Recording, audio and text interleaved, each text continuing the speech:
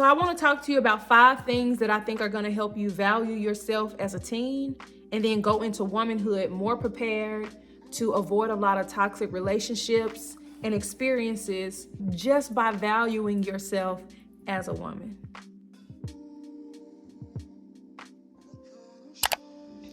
So yes, you are a teen, but the main thing you got to keep in mind is that you are an adult in training. You are preparing for womanhood, whether you know it or not. A lot of times, how you are as a teenage girl is how you're going to go into womanhood and become a woman. And at that time, you have more freedom. You can do whatever you want. And if you don't have the right values and respect for yourself, you're going to end up doing a lot of things that you wish you could take back, or getting into situations that you wish you never gotten into, all because you didn't have the right mindset about who you were and who God created you to be. The first thing I think is important to know is that you are valuable regardless of whether people see it or not. It's crazy that self-esteem is how you esteem yourself, how you feel about yourself, but oftentimes how we feel about ourselves is influenced by what other people think of us. So if people think you're trash, or if people don't think you're cute, or if people don't think you have any value, you start to take that on and start to think, man, I must not have any value because I don't look like this, or act like this, or talk like this, or think like this. A lot of times when you're a teen, you start to shift your thoughts, shift your behavior, how you look, how you dress. You start to shift all that stuff to be more accepted, to fit in with the people that you want approval for. And that's what I want to encourage you to not do. I want you to know that you have value, that God created you with a purpose just the way you are, to be a little bit different, to think differently, to not just go along with what people tell you you're supposed to look like or act like, or how you're supposed to allow people to treat you. I really believe that because of where I grew up and what we had access to, like, we didn't have all the expensive clothes and shoes and stuff like that.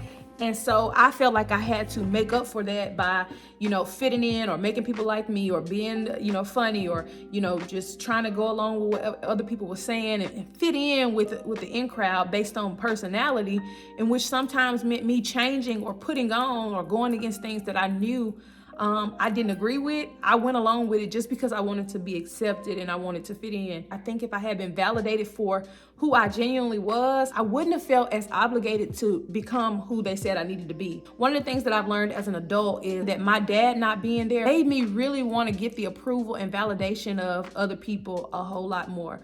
In my mind, it's almost like, dang, like my dad should have been encouraging me and telling me how beautiful I was, talking about the good qualities that I have and how much he loved me, and just showing me that. And because he wasn't there, I was seeking that validation from outside sources, from other sources, especially boys. And we're going to talk about that in a minute, but I think it's very important to recognize that if you are not getting validation at home, be careful, because you'll start to seek that validation from people who don't have your best interest in mind. They want to mold you into something that you're not, or want you to become somebody that you're not, whether that's changing your attitude, changing how you treat people, looking down on people and things like that, just so you fit in instead of being true to yourself. You really need to know that you are a valuable person. Like, God created you for a reason. Like, specifically, you were created to be on this earth right now for a specific reason. And eventually, even if you can't see the value in yourself right now, a little bit later, I'm telling you, just hold on, because a little bit later, you're going to start to see the value in yourself. You'll start to walk different, carry yourself different, and then other people will be able to see that value in you. But I guarantee you, if you don't value yourself, people are going to see that as well. They don't think that you're anything. They'll start to treat you like you're nothing because you allow it, and because deep down you feel that same way about yourself. But trust me, if nobody else has told you, you are valuable. Out of all the sperms that could have made it, you made it. And you're here right now, and so that means you're here for a purpose. And even though you don't know what that is right now, eventually God will show you what that purpose is, and you're going to be so happy that you pushed through these tough times of maybe being a little bit awkward, maybe not fitting all the way in, and getting comfortable with who you are as a person.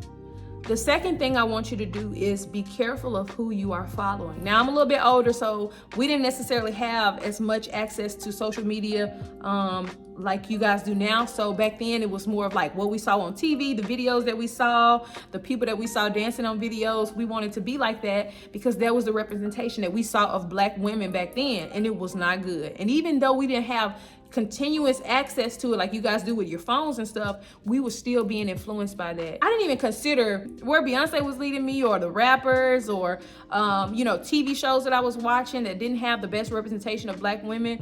I didn't consider any of that and how that was impacting my mind. You have a phone, and every time you open up that phone and you follow your favorite rapper or your favorite reality TV star, she is leading you somewhere. So you need to start thinking about that. Why do I have a desire to be more naked now, to show more of my body, to be more sexy? Why am I having these desires to do this?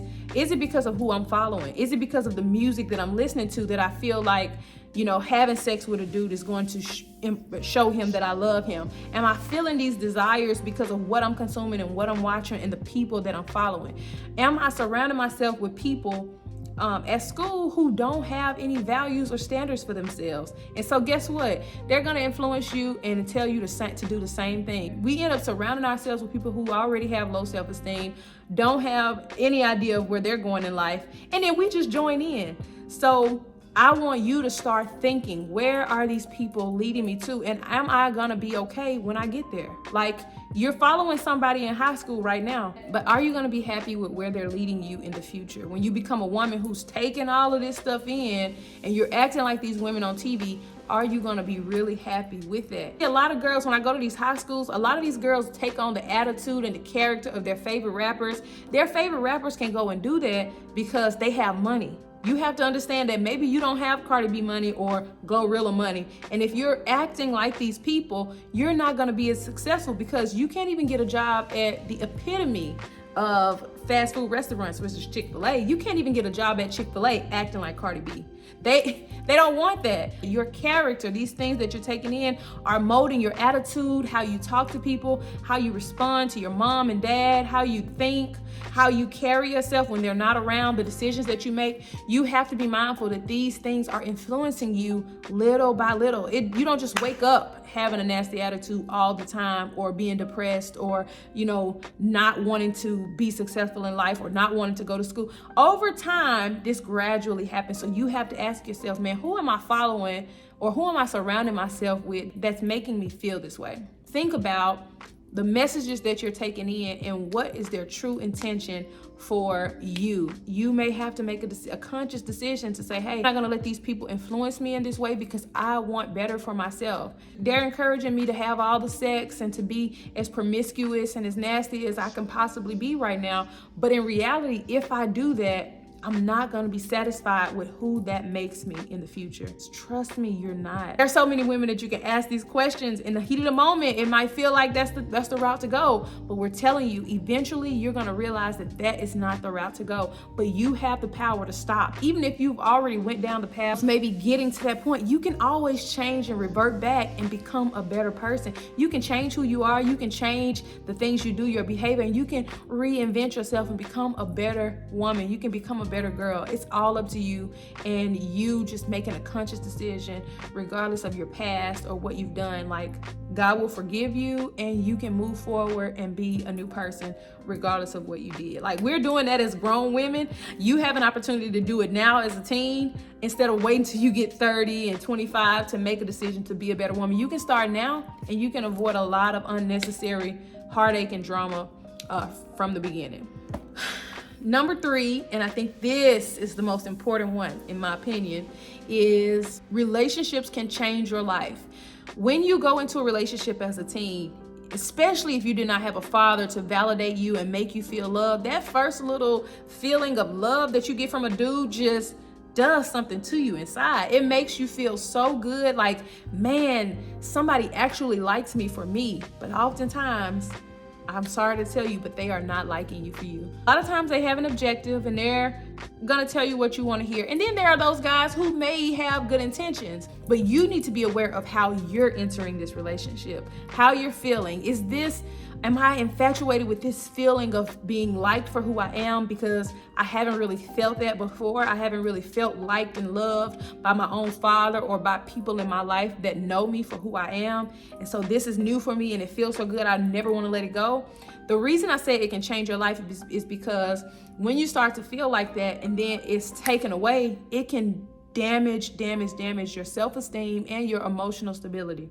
Like, that being taken away, you've put so much energy into it, you really thought it was going to go somewhere, and then it ends, and now you feel like everything is over. We've all been there. And the key is knowing that relationships are temporary. At this age in your life, relationships are temporary. You should be, if you're in a relationship, it should be to get to know somebody and see where things go. As a matter of fact, I'm going to be doing a giveaway of this book, called The 7 Secrets Guys Will Never Tell You. Listen, this lady breaks it down so good. I'm going to be giving away these books, and you also can go and purchase this book on her website, and she will put a personal note in it for you. Her name is Jackie Bruden. She's a famous speaker. She talks to teens all the time. Moms, if you want to get this for your girl, the link will be in the description box. It's got like testimonials from guys, like just them keeping it real.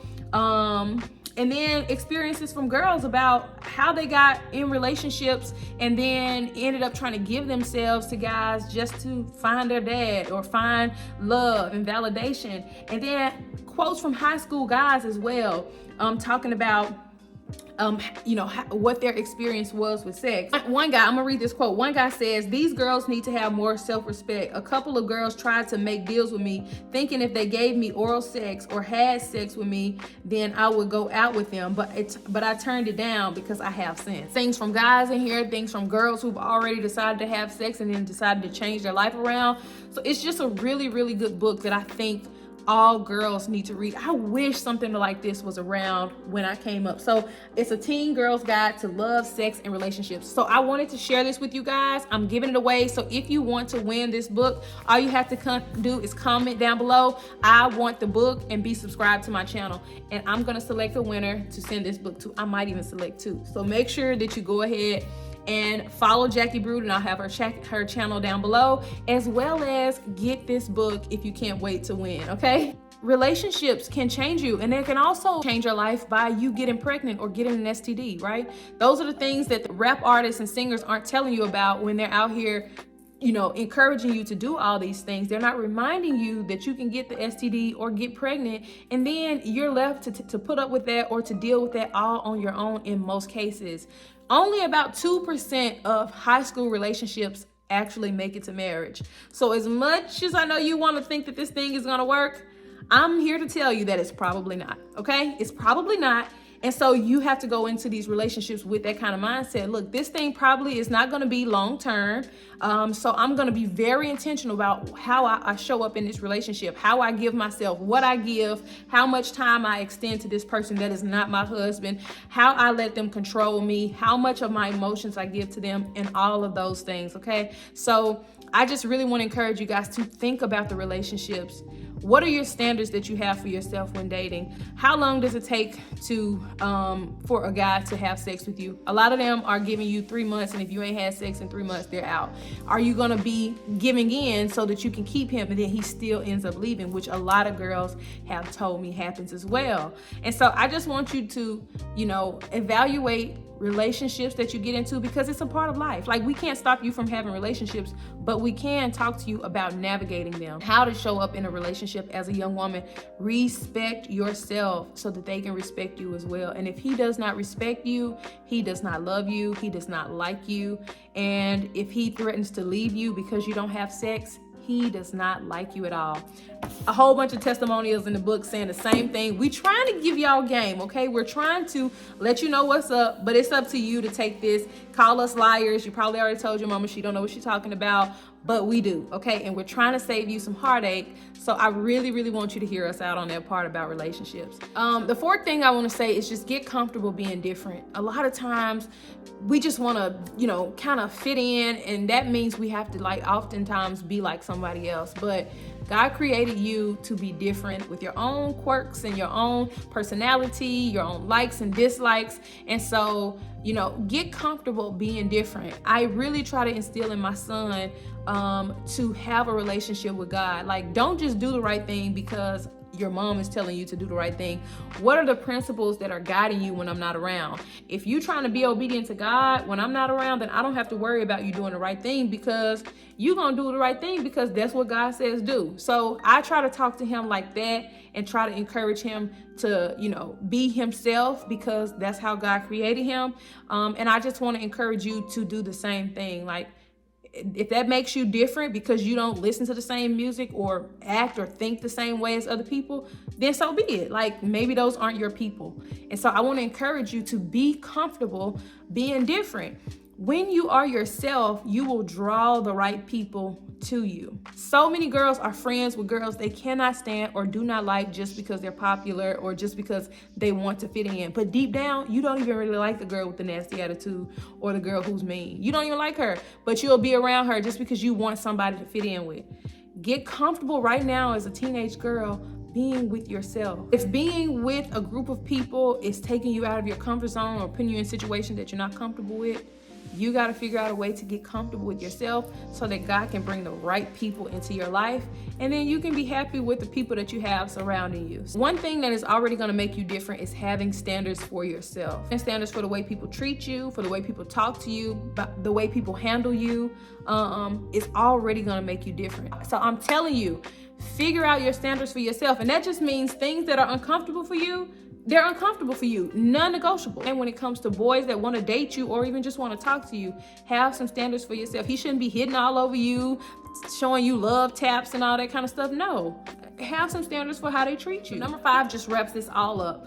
What you are doing now is setting you up for future success. A lot of the girls that I talk to starting out for this school year were not motivated to go to school. They didn't care. They have no desire to go to school. They just want to be on their phone. They just want to sleep in class once they do their work, things like that. I want to ask you, why are you feeling that way? Are you thinking about your future? Like, I think it's important for you to start kind of getting a feel for who you want to be and how you want to live your life. Like, right now is the time where you can dream. You don't have bills and all that kind of stuff. So this is the time you have the freedom to kind of explore, man, what am I interested in? What do I want to do? Can I get a little side job right now to kind of figure out what it means to work? When you're not thinking about who you want to be in the future, you waste a lot of time in the present. Even as a 35-year-old woman, there are some things I want to do in the future.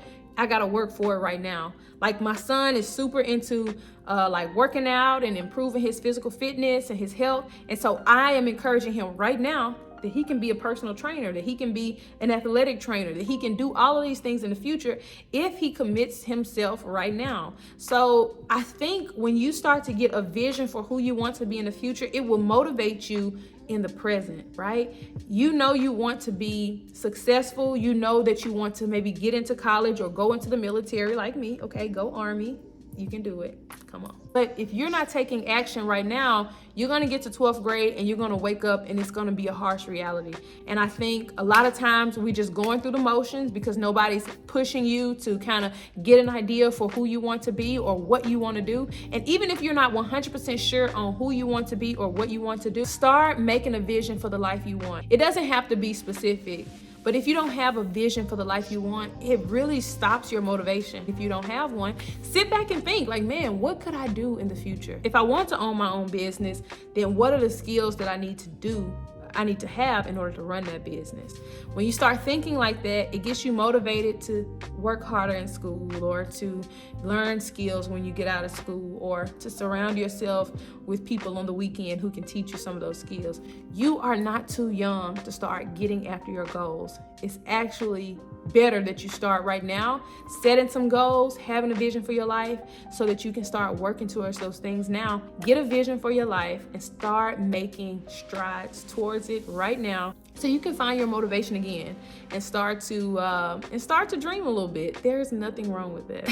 And so that's all I have, you guys. Those are 5 things that I wish I knew when I was a teen, and I hope that they were helpful for you. I want to encourage you that if you've never heard it before, you are capable of accomplishing your goals. You are capable of being successful. You are capable of changing your attitude, changing your mind, changing your desires, changing who you are as a young woman. You are capable of doing all that now. You do not have to wait till you're 40 years old or 30 years old or 20 years old to make these changes. You can start to value yourself right now and set your life on a whole different trajectory.